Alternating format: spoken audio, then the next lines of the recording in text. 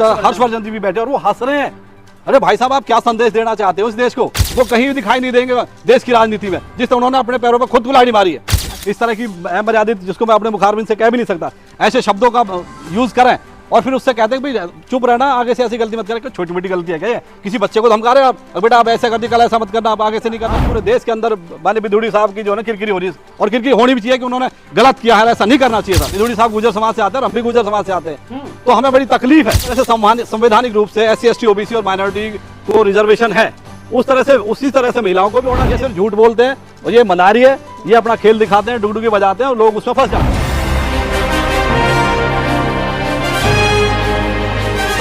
जहीर खान और आप देख रहे हैं स्नातक टीवी। जिस तरीके से संसद में बीजेपी के एक सांसद रमेश बिधूड़ी के द्वारा अमर्यादित भाषा का इस्तेमाल किया जाता है, उसकी जगह जगह आलोचनाएं हो रही हैं और इस तरीके की भाषा का इस्तेमाल करना अपने आप में असंवैधानिक है और जिसकी जितनी निंदा की जाए उतनी कम है। लोग अलग अलग प्रतिक्रियाएं दे रहे हैं। आज हमारे साथ मौजूद हैं बसपा के जिला अध्यक्ष गुरुग्राम से और सरपंच विजय खटाना, जो कि आपको बता दें संसद में बसपा के दानिश अली के साथ उन्होंने जिस तरीके की भाषा का इस्तेमाल किया, तो हमने सोचा कि आज इसी पर चर्चा की जाए। हमारे साथ बसपा के एक जिला अध्यक्ष जो कि सरपंच विजय खटाना है। सर, किस तरीके से देख रहे हैं संसद में इस तरीके की भाषा का इस्तेमाल करना, जो कि आम गली चौक चौराहों पर भी से ऐसी भाषा का इस्तेमाल नहीं किया जाता है? देखिए सर, बहुत निंदनीय है और निंदनीय और अमर्यादित जो शब्द है, मैं समझता हूँ ये छोटे पड़ जाएंगे।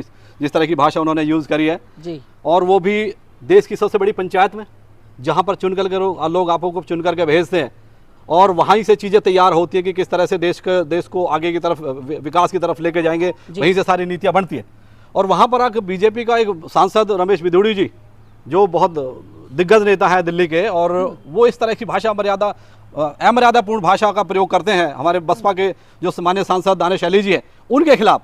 तो मैं समझता हूँ ये गलत है और इस तरह की अमर्यादित भाषा प्रयोग नहीं होना चाहिए। जिस तरह से उन्होंने इस भाषा का प्रयोग किया, हम इसका खंडन करते हैं और हम इसका बहिष्कार करते हैं कि इस तरह की मर्यादा यदि हम संसद में करेंगे। और मुझे बड़ी हैरानी है कि उसके साथ साथ जो पीछे साथ में बैठे हुए थे रविशंकर प्रसाद जी, केंद्रीय कैबिनेट मंत्री रहे हैं, और डॉक्टर हर्षवर्धन जी भी बैठे और वो हंस रहे हैं। अरे भाई साहब, आप क्या संदेश देना चाहते हो इस देश को?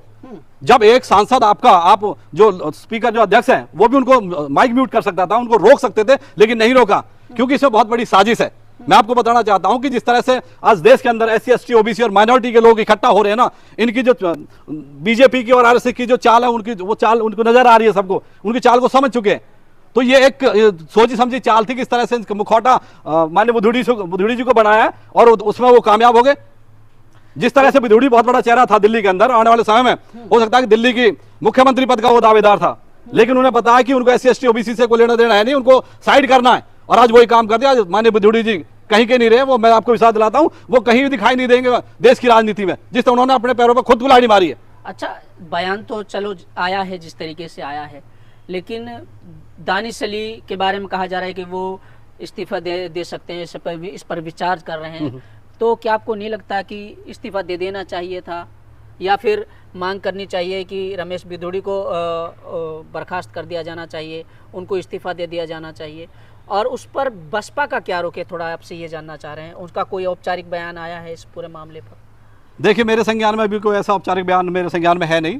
बाकी जिस तरह से ये कार्रवाई हुई है, मैं समझता हूँ कि बीजेपी को इसमें संज्ञान लेना चाहिए और आगे बढ़ के आके कार्रवाई करनी चाहिए माननीय सांसद के खिलाफ। इस तरह की आज वो अमर्यादित भाषा प्रयोग करी है, कल कोई और भी करेगा।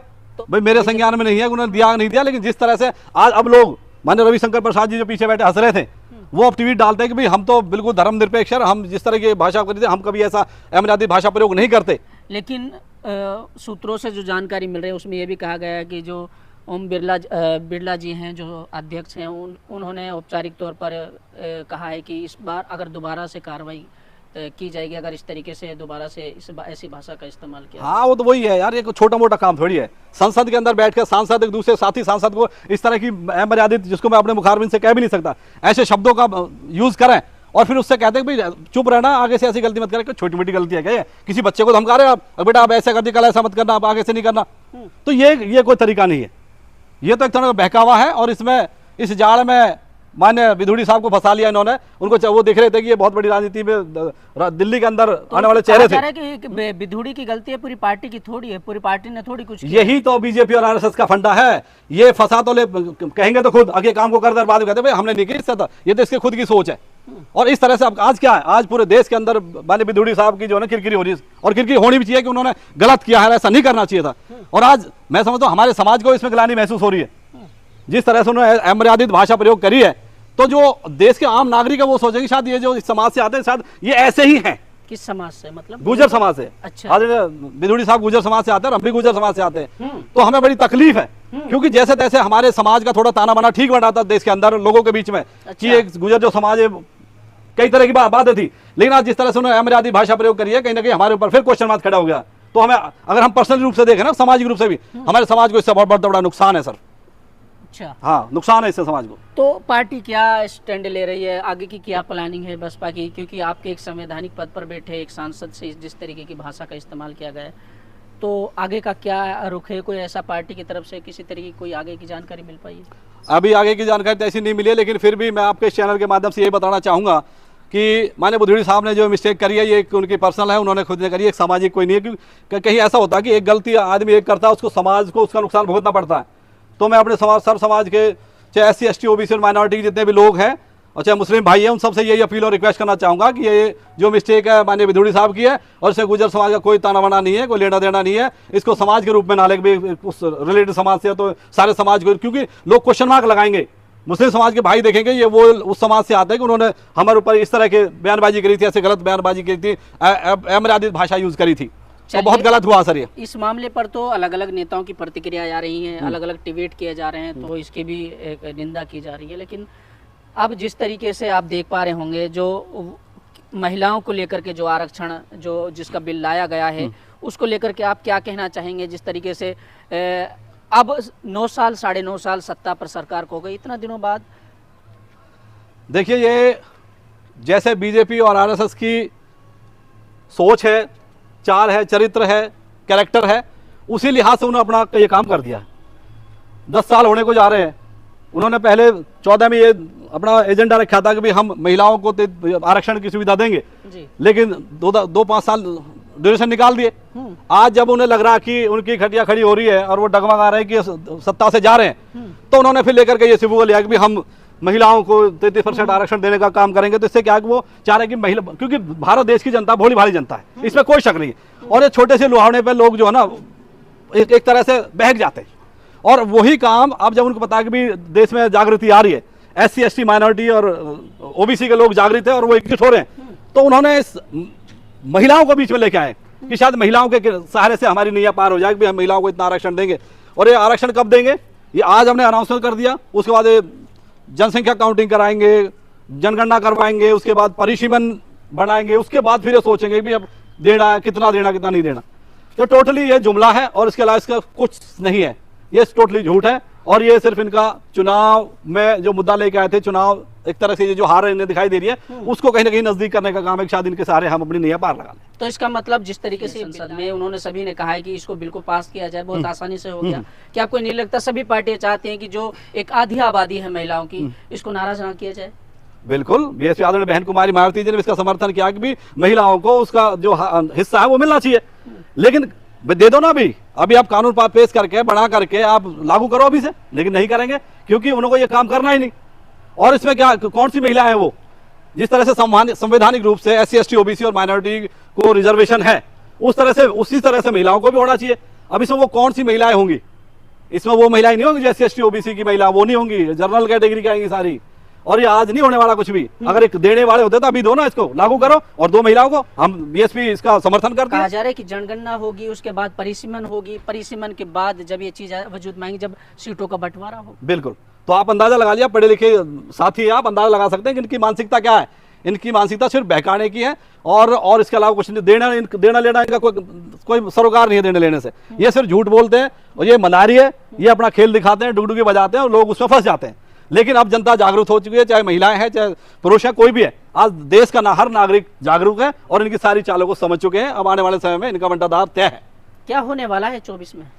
24 से टोटली बदलाव होएगा, चमत्कारपूर्ण बदलाव होंगे। हरियाणा में तो सर इनका सुपड़ा साफ है ये, और उम्मीद लगाई जा रही है कि देश के अंदर भी ये जाने वाले हैं। जिस तरह से विपक्षी पार्टियां एकजुट हो रही हैं और कहीं ना कहीं ये किसी मुकाम तक पहुंचेंगी। जिस तरीके से संसद से जैसे भाषा का इस्तेमाल किया जा रहा है, आपको नहीं लगता कि बहुत सोचने वाली चीज़ें हैं? देश किस राह पर जा पड़ा है, देश में क्या चीज़ें पैदा हो रही हैं, क्या चीज़ें क्रिएट की जा रही हैं? बहुत गंभीर और बड़ी सोचनीय स्थिति इस तरह से बनी हुई है। एक नई नवेली संसद का उद्घाटन करके उसमें सत्र चल रहा है और पहले ही दिन पहले शुरुआती दिनों में ही धमाका कर दिया है। किस तरह से एक तरह के मुस्लिम सांसद को और एक ओबीसी के सांसद है, मैं तो ओबीसी कहूंगा भाई, हिंदू ना कहूंगा, ओबीसी कहूंगा, क्योंकि इनके टारगेट पे SC ST OBC है। उन्हें पता कि अगर ये गठबंधन ये लोग जागरूक हो गए ना तो इनका जाना यहाँ से तय है। तो आज जिस तरह से माननीय बिधूड़ी साहब दिल्ली की राजनीति ऊपर बढ़ रहे थे, राष्ट्रीय राजनीति में, उनको उन्होंने हटाना तो हटा दिया और उन्होंने अपने पैरों पर ऐसी कुल्हाड़ी मारी कि दोबारा से शायद माननीय बिधूड़ी साहब आगे से भारत की राजनीति में मुझे पता सक्रिय नहीं दिखाई देंगे। इनका मतलब जो कैरियर है वो मुझे कहते हुए बड़ा दुख हो रहा है, कैरियर खत्म है भाई। चलिए, ये सच है, ये खत्म है कि यहाँ से शुरुआत हुई है ये तो वक्त तय करेगा। लेकिन चर्चा हम कर रहे थे कि जिस तरीके से संसद से एमेरादित भाषा का इस्तेमाल किया जाता है और उसके बाद जिस तरीके से संसद में जो चीज़ें क्रिएट होती हैं, सड़क छाप भाषा भी इस तरीके से इस्तेमाल में नहीं आती जिस तरीके से संसद से, क्योंकि एक नई संसद जहां से शुरुआत हुई जो लगभग अगले 100 साल तक जिसमें कार्यकाल चलेगा, जहां से कानून बनते हैं, जहां से जो जनता है, जो देश है वो चलता है और जहां से सारी चीज़ें क्रिएट होती हैं। जब संसद से इस तरीके की चीज़ें निकल कर के आएँ तो अपने आप में सोचने वाली बात है। और दूसरी चीज़ ये है कि महिलाओं के आरक्षण की बात पर हम चर्चा कर रहे थे सरपंच विजय खटाना जी से।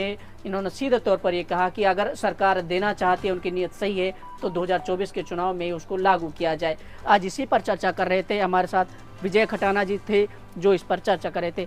तमाम जानकारी के लिए अगर आप अपनी प्रतिक्रिया देना चाहते हैं तो अपनी प्रतिक्रिया हम तक ज़रूर पहुँचाएँ और किसी भी तरीके की कोई समस्या है तो उसको लेकर के भी हमें ज़रूर अपना सुझाव दें। सर, बहुत स्वागत है आपका। बहुत बहुत धन्यवाद।